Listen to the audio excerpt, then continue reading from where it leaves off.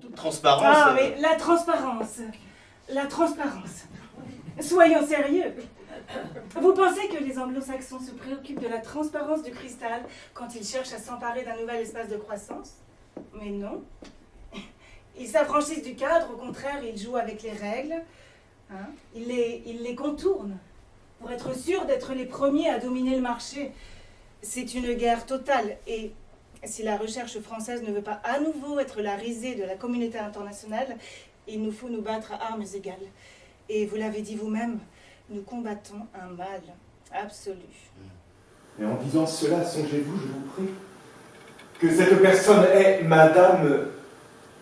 votre amie? Oui. Mais ma conscience est blessée, en effet, de souffrir plus longtemps le tort que l'on vous fait. L'état où je vous vois affiche trop mon âme. Et je vous donne avis qu'on trahit votre flamme.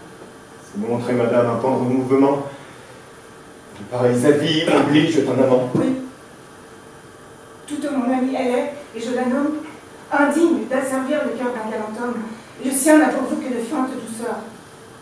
Je me souviens plus bien de ce qui s'est passé ensuite.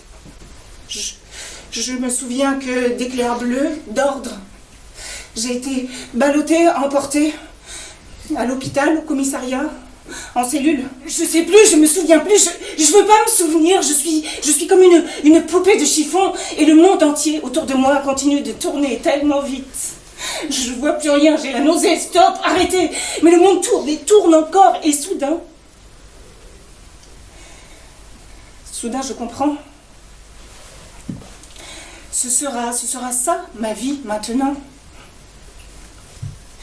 J'ai tué mon mari et je dois payer pour ce que j'ai fait.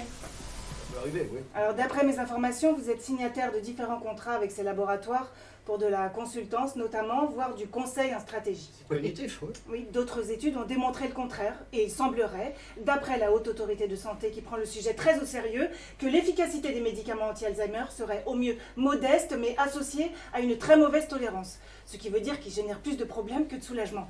Alors, docteur, je vous pose la question, est-ce que la Haute Autorité de Santé se trompe?